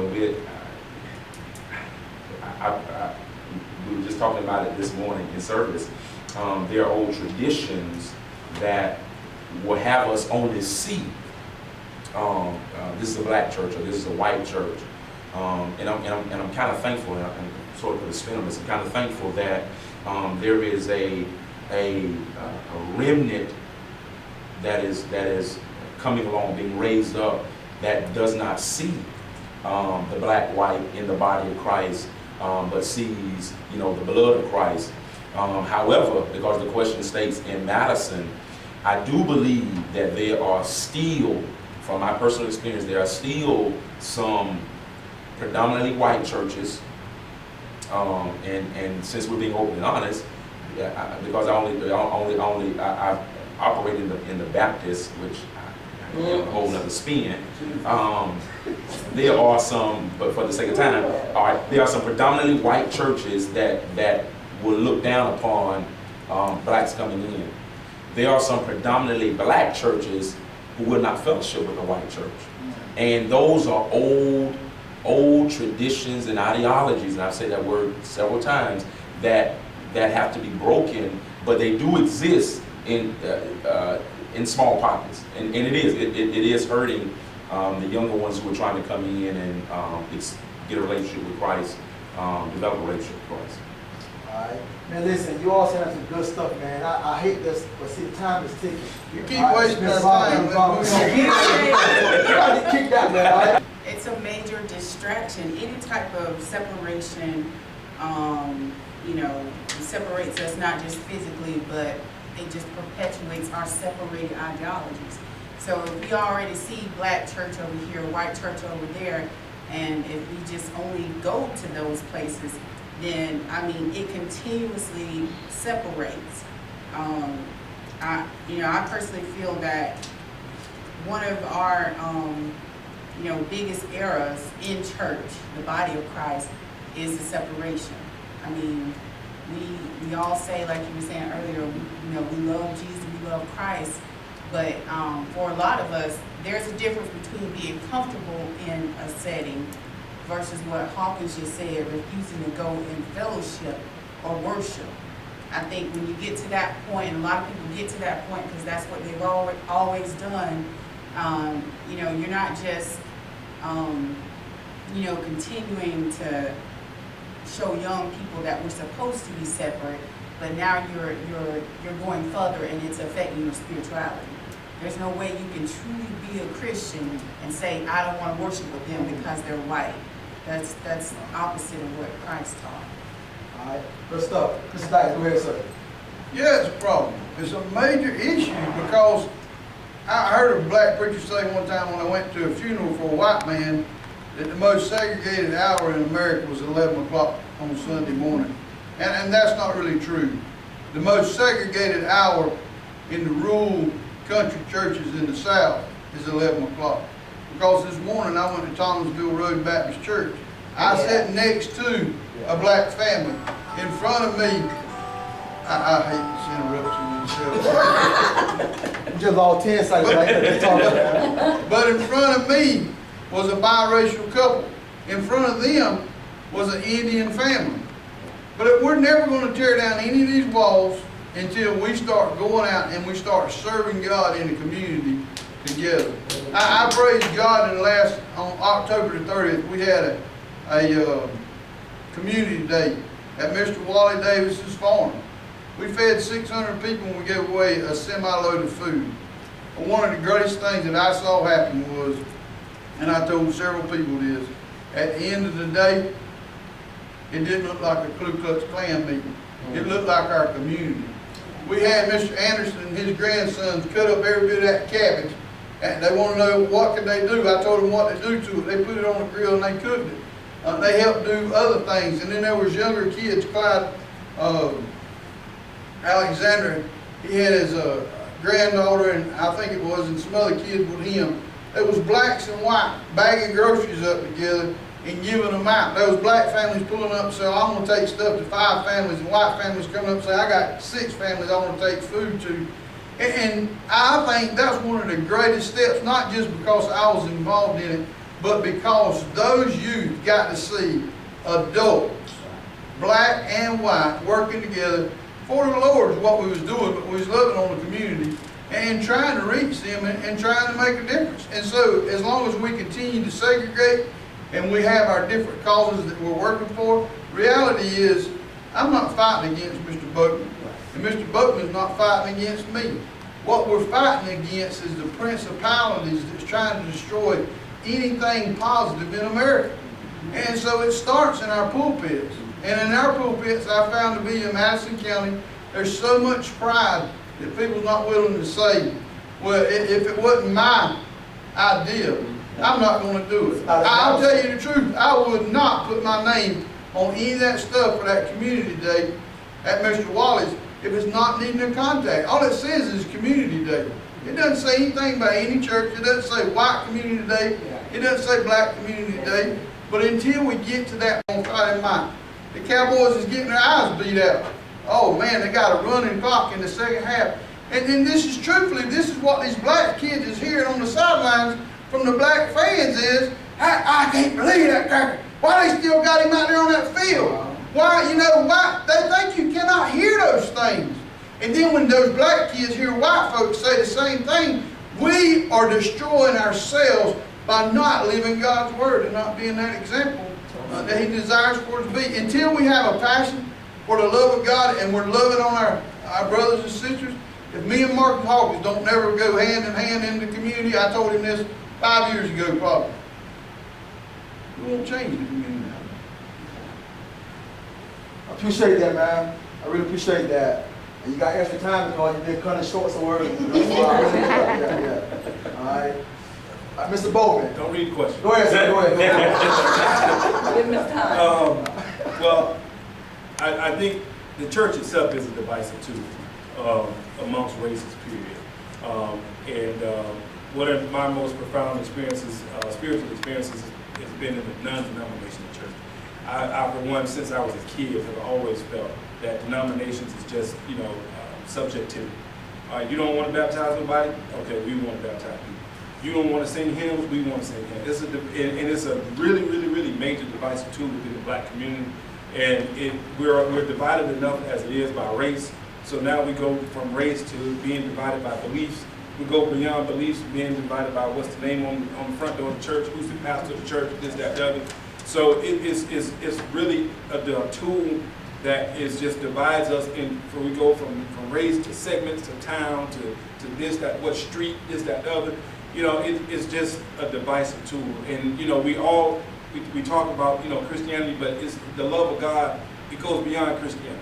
You know what I'm saying? So if you're truly a spiritual person, then it goes beyond race. It goes beyond a denomination or a religious belief, or it goes, some of my most profound experiences in college was in a Catholic mass. This, that, the other. So if your true fellowship goes beyond, is this person Christian, or do I not fellowship because they're Muslim? This, that, the other. So it goes beyond that. And in terms of race here in Madison, I truly feel that the church is a divisive tool, but it's a further divisive tool because we can see some of the division that has happened among the black community within itself over the past year. So it does affect the mindset because we get into it, especially in the black community, we get into, well, if you don't go to this church, then I'm not going to associate with you. Yeah. Or if this church split out of that church, then I'm not going to associate with you. So it's a divisive tool that further divides us, and hopefully things will get better. Okay, all right. Appreciate that, sir. Appreciate that. You okay, Cole? Yeah.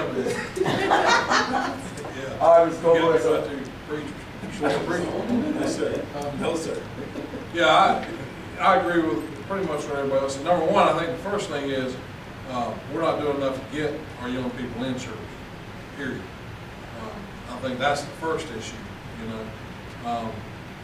But absolutely, I went to Coach Hawkins had a revival, you were there. And, I'm the only white dude in there, and the guy was. Got called out today. Yeah, and that's not, it don't. Yeah. My thing was, I had 3 kids with me, I needed to be there. I needed to hear number one, it was good stuff, okay? But those kids needed to hear it, So if I needed to go to Greenville, Florida, to Coach Bell's church, and go there, whatever we need to do, to help these kids, that's what I'm about. But I do think, you know, like everybody else said, it's an old-timey thing, you know. It's a tradition. It's the way we've always done it. That doesn't mean it's right, you know. And the funny thing is, it's not funny, but when you actually sit down and study it and see where it comes, most of it's not biblical. You know, it's a man-made deal from way back on both sides. You know, and you don't walk out there any different than how you came. That's right. You know, and it's like Timmy said, until we decide to go and do, and that's why I take our team every year at the end of camp. You know, one year we're going to go to a predominantly white church, and the next year we go to a predominantly black church, you know, where they can see the different culture, but see, it's okay. You know, you're all right in here, you know. And it's funny to me how kids are so, we don't give, They're adaptable. yeah, They're we not don't give them very- enough credit. That's right. You know, it's the adults is the issue. Amen. The adults are the issue. The kids can adapt, and it, you know, it goes back. I just, it baffles me. I'm gonna say this other thing. I've been reading Urban Meyer's book, and I'm not an Urban Meyer guy. But, huh? You love her. No, I'm joking. But one thing he said is he used to get fired up all the time at kids, you know, and he's changed since he left Florida, you know, he about died. And one thing he says is he tends to get more curious now. Get curious before you get furious. And find out why somebody may think that way or may act that way. You know, I deal with it with my guys on, you know better than to do that in class. Why you do it, you know. But I think it applies in everything we do. Good stuff there, Coach. You said Urban Meyer wrote that? You know, above the line, maybe. I'm gonna check that out. All right. Miss Edna, can you read the question? Are you good? No.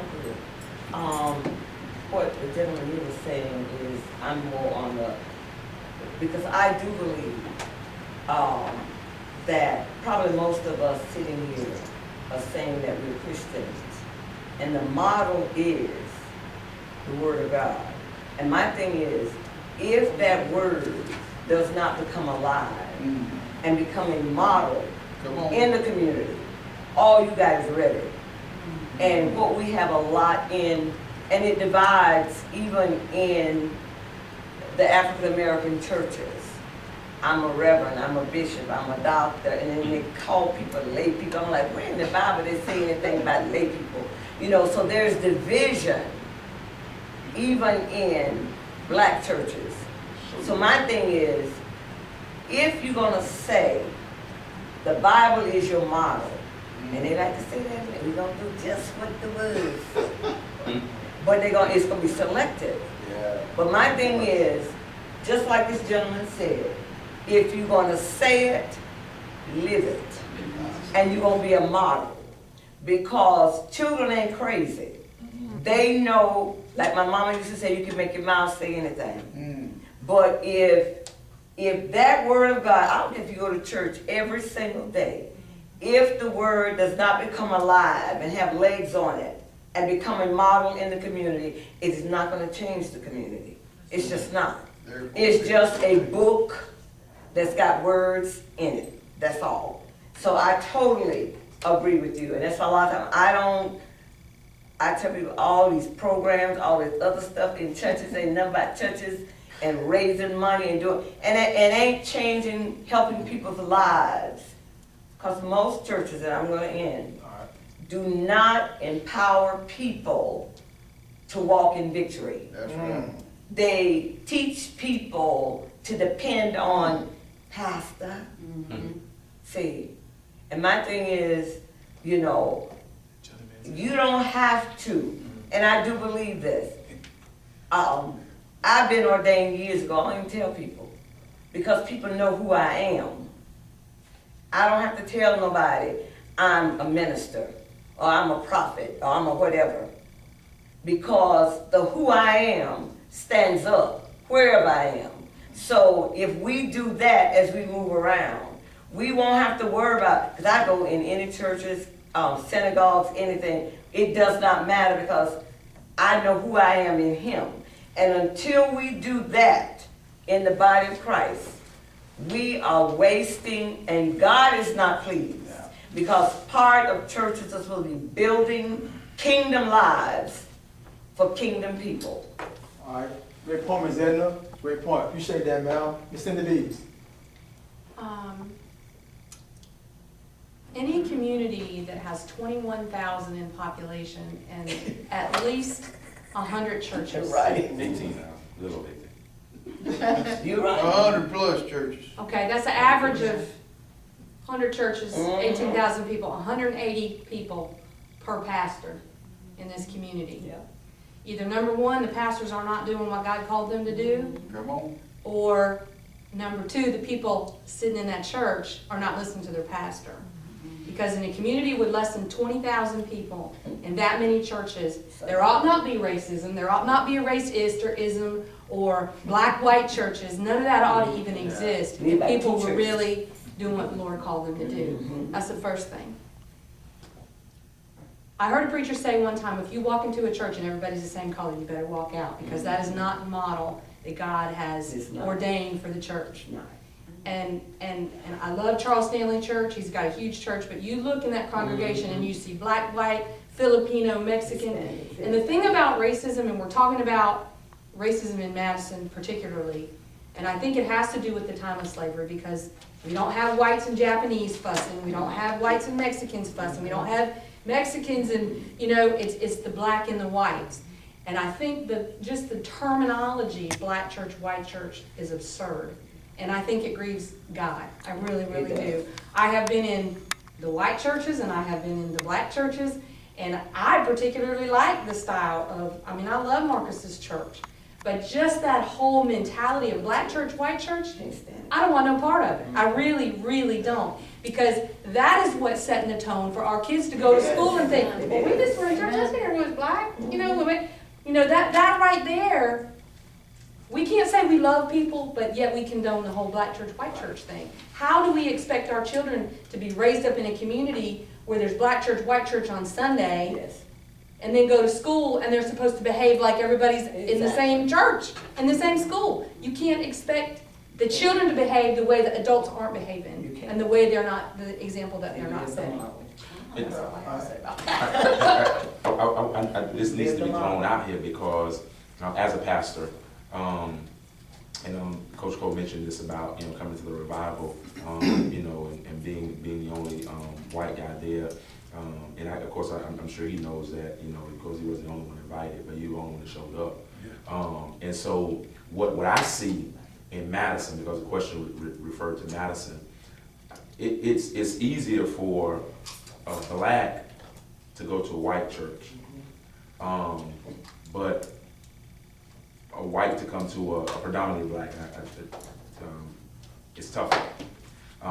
And I don't know, I have yet to understand that, and I love. Unless you're running for office. Unless you're running for office, correct. For a short period of time. And I love Pastor Justice, and what they're doing. I love Pastor Dyke and I.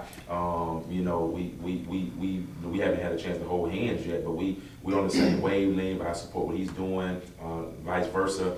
But there is this mindset that we look at the history. For example, we look at a First Baptist, and we say that's a white church. From a black perspective, that's a white church, and I'm not welcome there, and so we won't go. Whereas we'll see a white who will say, I can go but won't go, and it destroys. And this is Madison, specific Madison. It destroys, as Bobby mentioned, it destroys the body, because we shouldn't, and I can't understand for the life of me, if I'm going to attend a church and I'm gonna go to that church. I'm gonna get a feel for that church, and if what's being preached is sound biblical doctrine, that's 90%. It's not gonna draw me there. If I can walk in, I can feel family. It's gonna draw me there. But we get caught up in the name. We get caught up in the history. Those two more than anything else. And so I don't want to go to such and such holiness church because of the name. I don't want to go to such and such missionary Baptist church because of the name. I don't want to go to First Baptist Church because it has a history of not accepting, not being welcoming to people of color. And so then, and we miss, as I believe Ms. Edna said, we totally grieve God because we look at all of these man-made things, and we grieve God, and we miss the mission, we miss the message, we miss our mandate. And so it baffles me as a pastor, why can I not, outside of an election year, get my white friends to come and fellowship with me, but I will go and fellowship with them? Why can that not happen? Why do we do that? And so maybe I'm I'm glad you mentioned that. I want to put Ms. Jennifer in for a second, because this is something that I definitely want you, Mr. Dyson, to touch on. We've been doing some Boys and Kings events in this community for years, over 6 years now, and dude, you can't get the Caucasians to get behind it at a lot of them. Some will do it, but the majority won't, that deal with kids. I sent Ms. Jennifer Fulmer to a pastor, a Caucasian pastor, for our all boys lock-in. Okay, Boys and Kings, a credible organization in Madison County. Sent her, a Caucasian, to talk to the guy, and the first, when she said that, Against my will. go ahead. I want to hear what you explained. You mentioned down home days, Yes, sir. being a white event. No, not a white event. It's actually uptown. You said, Where yeah. the Caucasians go and blacks go to that spot. So explain that to me. I mean, I'm not following what you're saying, and then you said there'll be Okay, all right. a black event or a. Yeah, whole lot of white people that are 20th of May. Okay, all right. This is right here. Down home days is normally put on by the chamber, and the chamber is considered a white Cindy. A white chamber. Okay, she was there, so it's considered a white chamber. Okay, so It is. okay, I well. didn't tell me that. I didn't say that. So what happened, Cole, is it happened yearly, and the people go up there, the blacks go up there religiously, man. You ain't gotta put it on your calendar. They already know what it's gonna be. They go up there, they'll take part in it. But when you have the 20th of May celebration and things over here on this All side. right, so help me understand, Go ahead. because, I can't remember who put it up, somebody put something on the field house. I think Jubilee. right. Okay, but I didn't have one person say a word to me about that, when it was, what, you know what I mean? Yeah. Yeah. But I don't even think that it should be, because it's a part of our nation's history, and it should be ingrained in us that, especially we're from Florida, it should be ingrained in us because. I've never. But that goes back to what we're talking about, right, education. Because And what Ms. May Edna is was when we saying got about the Black information history. about the Emancipation Proclamation in Florida. That's when we got the information. And so then, that's why it's celebrated every year. And so it should be ingrained in us, that we're gonna have, just like we have down home days. It's ingrained. I know this year, I mentioned to my wife, it started because it was changed to the third Saturday. It's usually the fourth Saturday. I've just always been taught it's the fourth Saturday of every year, down home days. And so I know that in Madison. If I'm in Florida, I should know about whether you call it May 20th, Juneteenth, what you call it, Jubilee. I should know that because I've never ever been called in. and then that goes back to the miseducation of a people, because But all the communities don't celebrate it the same way either.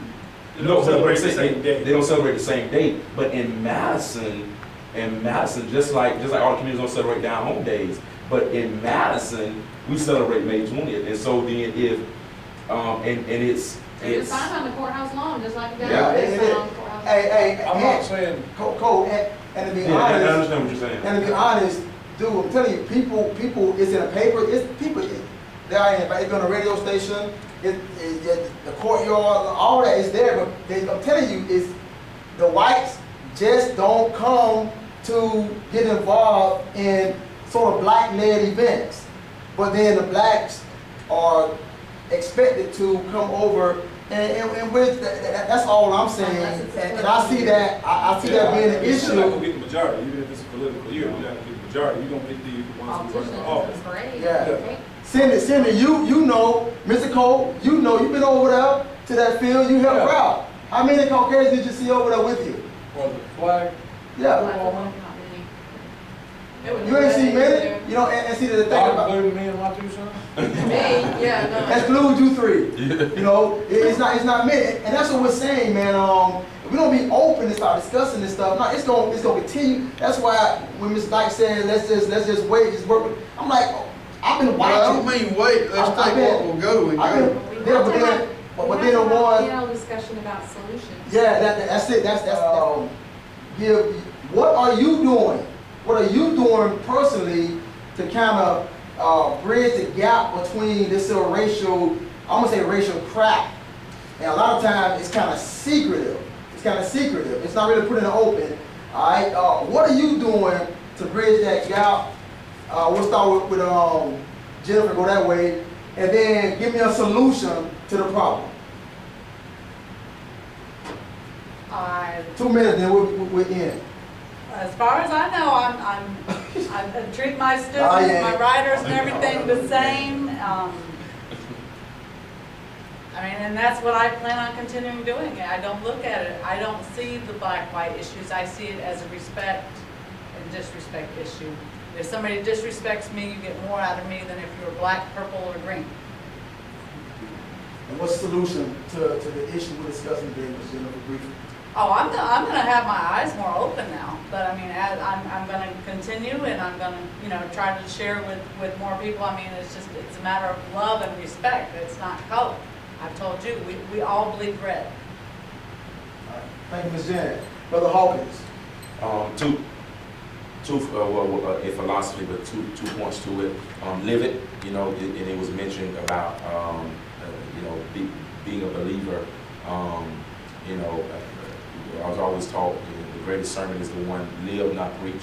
And so then if I'm going to be Christ's ambassador, as the Word of God says, then I have to love, as it is, you know, Pastor Dyke mentioned that, you know, they'll know that we as disciples by the love we have for one another. So I gotta live it. I can't just talk it. I gotta actually love Jennifer. I gotta actually love Pastor Dyke. I gotta actually love Corey. I gotta actually love Cindy. I actually have to love them. No, you know, I actually have to love them as being a black and they're white. I actually have to love them, and so I have to live it. So I have to live it. You know, when I'm at the school every day, when I'm in the community every day, I have to live it. And then secondly, I have to leave it. I have to leave it in my children. I have to instill in them that this is the way you live. You know, being a coach, I have to leave it in my players. This is the way you live, and that's the part of coaching that we rarely see. We see the X's and the O's, but we don't see the conversations behind the scenes where we talk to them about living and things of that nature. I have to, as a pastor, I have to leave it in the parishioners that this is the way we have to live. It's not about black power, it's not about white power, it's about God's power, and it's about His kingdom. So I have to live it one, and then I have to leave it so that the cycle continues, and eventually, hopefully, it'll spread. You know, and I didn't create it. I use it. Each one reach one. You know, if I'm living it, and I reach Jennifer, she lives it. She reaches, and so we've done. And we heard. You know, in seminary, we're taught. You know, the way to grow a church is if one person disciples one person, and that one person goes and disciples another person, and so on and so forth. You multiply. And so if we can do the same thing with ending racial, as you said, crap, then we can make that change. But I gotta first live it, and then I gotta leave it with my family, those that I have the influence over, so that they can do that internally. All right, thank you, Ms. Hawkins. Ms. Thomas. I think for me, one of the ways that I contribute to the issue at hand is by allowing students to have dialogue. One of the things I do in my classes, at the end of each unit test, I'll give them like free time, but the free time is really more like discussion time. And what I call it is life skills. They pick whatever topics they want to pick, and we discuss it. We have a set of rules. Of course, you got to respect everybody, and we all go through that. And it has never failed. Every single time, racism is always one of those topics. And because they choose, you know, I let them talk about it. And so I want to believe, and I have to believe, that by those young people of all different backgrounds being able to collaborate together and hear each other, that that's a part of it. Because I think the biggest thing in how we get to a point to where we are now is that we refuse to talk about it, certainly don't want to do anything about it. So with them just having a dialogue, I think that's a great start. And for some of them, like that young lady I shared with you, changed her life, you know? So I just think giving those young people a chance to hear what other people's parents taught them, to compare it to what they're being taught, and to develop who I want to be. Not who my parents teach me to be, but who I want to be and why this is okay. That is a big way I think I contribute. Another thing is, like Hawkins was saying, in my household, one of the biggest decisions I made was moving my daughter from a predominantly black school where she loved her teacher to moving her to a school that has a lot of military families, and they're all different backgrounds, Japanese, Chinese, black, because I knew she needed that exposure. I didn't want her to see only black people when she goes into a classroom, because the world is bigger than that. And so I think teaching that in the household, that's where we have to start. And a solution would be creating events where we agree we're gonna go over to Pastor Dyke's church. Exactly, Or yeah. we're gonna have this Intentional. event, or if he has a community thing, you get the flyer, you make your church go. Yeah. Or you make your group go. Boys to Kings, Yeah. they gotta be there. So until we make the effort to do it, or we plan an event like a racial kickoff or something like that, it's not gonna happen. Wow, wow. Mr. Dykes. One of the things that I try to do every day is learn the language. And I'm not talking about ghetto, I'm not talking about talking white, but learn how to speak to Marcus Hawkins, where Marcus Hawkins can understand that I'm trying to relate to him. And that he'll understand that I am trying to understand where he's at. You know, Smoke, I don't get to see him too much at church, but I haven't been there a lot. But when I see him, I make him speak to me, and if he don't come and speak to me, you know, I tease him about where he was and how come he didn't let me know he was around. And then when I have opportunities, I try to do different things for him to make sure that he knows, and Bray as well, that I believe he's special. And I think that's what we have to do in the community, is learn the language that we can speak to other people, that we can get them to listen to us. And one of the things that, well, I'm gonna quit saying about things that I've done, because I don't want it to sound like things that I've done.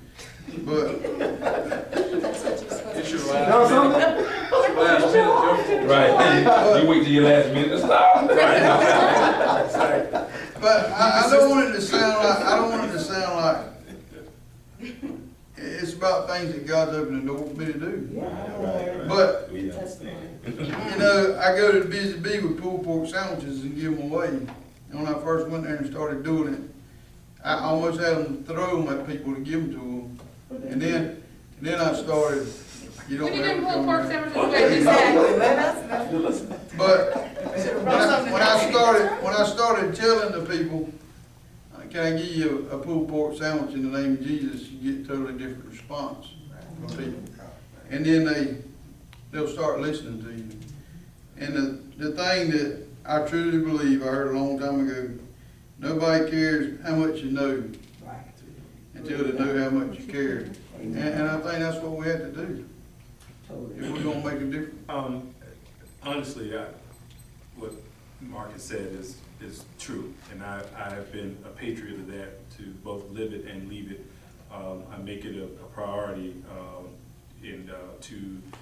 to make that a part of my daily walk, in who I am, and in my office, out of my office, you know, and to what Pastor Dak says, you know, nobody cares how much you know until they really know that you care, and that's so true. And I think here in Madison as a community, that, you know, a lot of the efforts like this, you know, the waters get muddy because, you know, there are so many people out there that need it, that reject it, because they are so comfortable in their lives. And, you know, part of the reason that, you know, well, the black people aren't going to support this football league is because there's not enough black coaches. Part of the reason that white people aren't going to come over here is because, you know, I'm scared to come over there, kind of thing.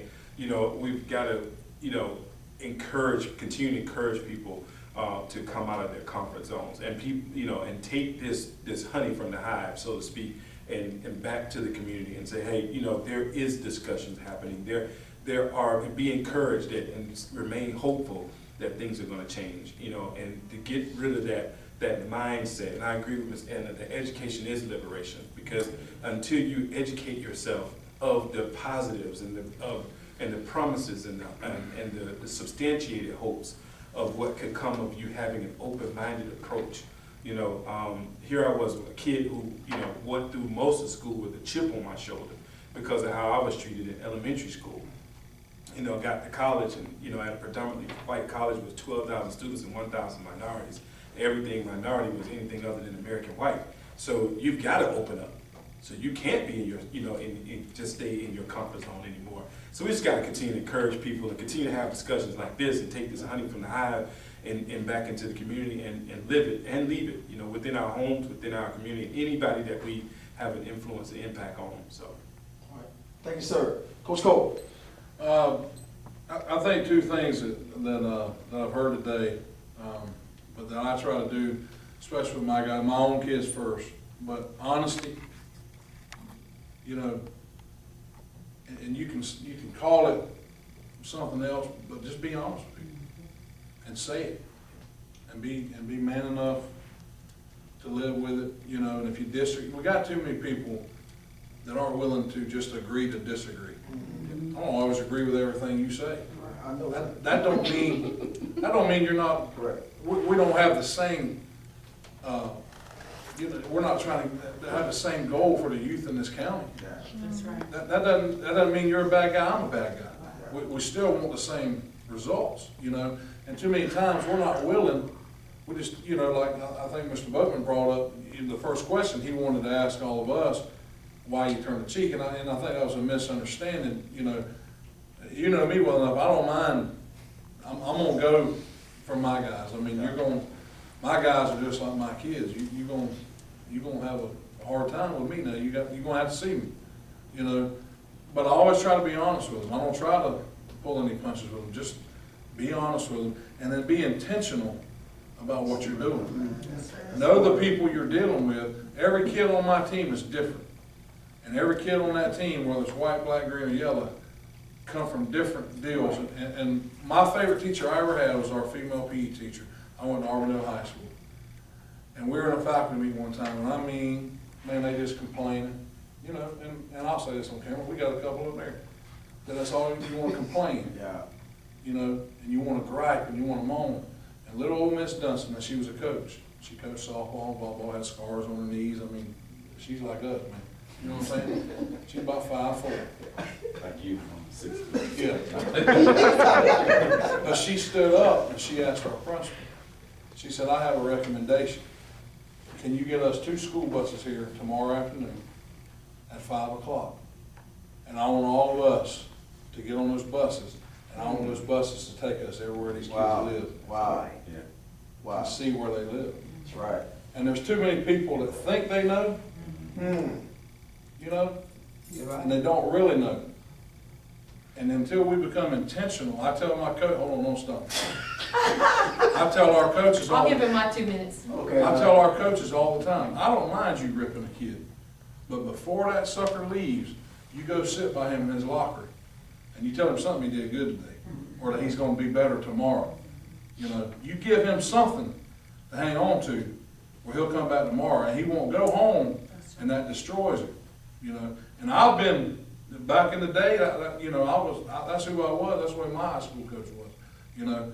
But I've learned, you know, but be intentional, and you do that with everybody, you know. You don't have to be a butthole. You don't have to be. You choose to be a butthole. And then the last thing, I gotta sign them all, and I tell my guys this all the time.